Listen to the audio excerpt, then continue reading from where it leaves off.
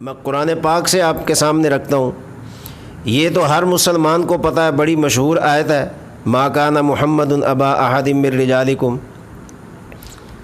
کہ آپ آخری نبی ہیں، اللہ نے آپ کو رسول بنا کر دنیا پہ مبعوث فرمایا اور آپ کے بعد کوئی نبی نہیں ہے۔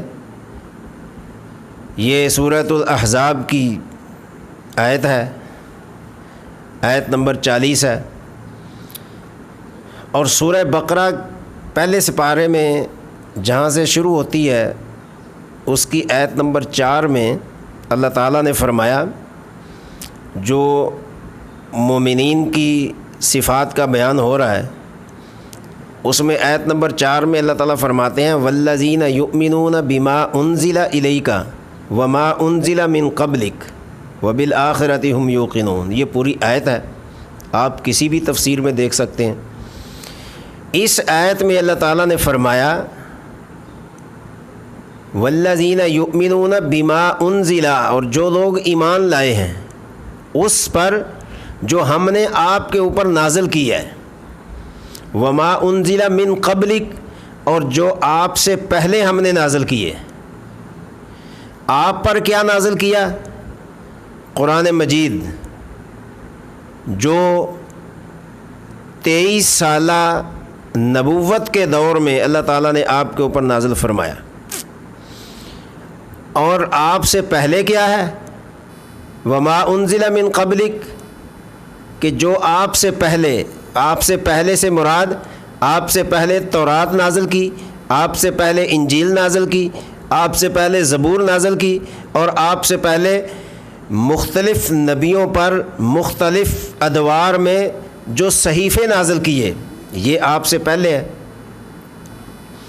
یہاں یہ بات سمجھنے کی ہے کہ اللہ تعالیٰ نے جو فرمایا کہ آپ پر جو کچھ نازل کیا اور آپ سے پہلے جو کچھ نازل کیا اس پر ایمان لاتے ہیں، اور ایمان لانے والے سب سے پہلے کون ہیں؟ وہ صحابہ کرام ہیں۔ تو معلوم ہوا آپ پر جو نازل کیا اس پر ایمان، اور آپ سے پہلے جو نازل کیا اس پر ایمان۔ یہاں جو میں علمی نقطہ آپ کو سمجھانا چاہتا ہوں وہ یہ ہے کہ اللہ تبارک و تعالیٰ نے یہ فرمایا کہ آپ سے پہلے جو نازل ہوا اس پر ایمان لاتے ہیں، لیکن اللہ تعالیٰ یہاں یہ بھی تو فرما سکتے تھے کہ آپ کے بعد جو کچھ نازل ہوگا اس پر بھی یہ ایمان لائیں۔ اس آیت میں آپ کی نبوت سے پہلے کا ذکر تو ملتا ہے، لیکن بعد کا ذکر کیوں نہیں ملتا؟ آپ سے پہلے جو کچھ نازل کیا اس پر یہ ایمان لائیں، لیکن یہ نہیں فرمایا کہ آپ کے بعد اگر کوئی چیز نازل ہوگی تو اس پر بھی یہ ایمان لائیں گے۔ اس میں نقطہ کیا تھا کہ آپ سے پہلے تو نبی آئے ہیں، آپ سے پہلے تو رسول آئے ہیں، اس لیے ان پر کتابیں نازل ہوئیں، صحیفے نازل ہوئے، لیکن آپ کے بعد جو کچھ نازل ہوگا وہ اس لیے نہیں فرمایا کہ آپ کے بعد تو کوئی نبی نہیں ہے، تو پھر بعد میں نازل ہونے کا مقصد کیا ہوگا؟ تو اس لیے اللہ نے فرمایا وما انزل من قبلک، جو آپ سے پہلے نازل ہوا اس پر تو یہ ایمان لاتے ہیں، لیکن یہاں بعد کا ذکر نہیں ہے۔ بعد کا ذکر نہ ہونے کا مطلب یہ ہے کہ آپ کے بعد کوئی نبی نہیں، بعد کا نہ ہونے کا مطلب یہ ہے آپ کے بعد کوئی رسول نہیں، آپ کے بعد کسی قسم کا ذلی، بروزی، جعلی، نقلی، ہر قسم کا نبی جو آپ کے بعد آ ہی نہیں سکتا قیامت کی صبح تک۔ تو اس لیے اللہ تعالیٰ نے نہیں فرمایا کہ بعد میں جو نازل ہوگا اس پر ایمان لائیں۔ لیکن یہاں اگر اللہ نے بعد کا ذکر نہیں کیا تو پھر مسیلمہ کذاب کیسے نبی ہو سکتا ہے؟ پھر موجودہ دور کا قادیانی غلام احمد کیسے نبی ہو سکتا ہے؟ تو اس آیت نے کسی بھی آنے والے جعلی نبی کا دروازہ ہمیشہ کے لیے بند کر دیا ہے۔ تو یہ آیت تو تھی اس بارے میں۔ ویسے تو 20 احادیث ہیں جو نبوت اور ختم نبوت پر دلالت کرتی ہیں، لیکن نشست طویل ہونے کے خوف سے میں صرف ایک حدیث آپ کے سامنے عرض کرتا ہوں، جو حضرت ابو ہریرہ رضی اللہ تعالیٰ عنہ سے مروی ہے۔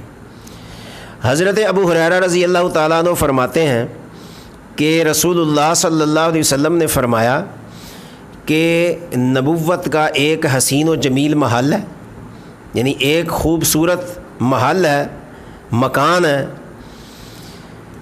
اس مکان کو بہت ہی نہایت عمدہ طریقے سے بنایا گیا اور اس میں بنانے کے بعد ایک اینٹ کی جگہ خالی چھوڑ دی گئی ہے۔ اب جو بھی اس محل کو دیکھنے کے لیے آتا ہے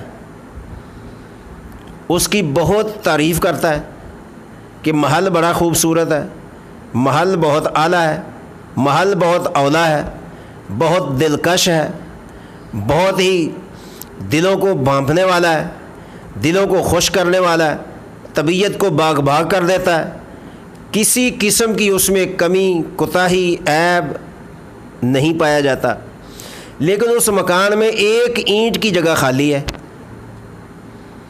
تو نبی صلی اللہ علیہ وسلم نے فرمایا اس مکان میں جو خالی اینٹ کی جگہ باقی ہے وہ آخری اینٹ میں ہوں۔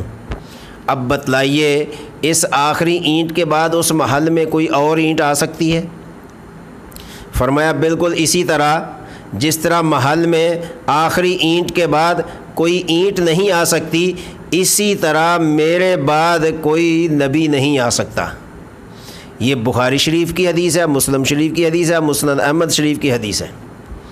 تو سامعین، یہ میں نے آپ کے سامنے سب سے پہلے قرآن پاک کی دلیل رکھی، پھر حدیث طیبہ کی۔ ان دو چیزوں کے سوا مسلمانوں کے نزدیک تیسری چیز ان سے بڑھ کر کوئی نہیں ہے۔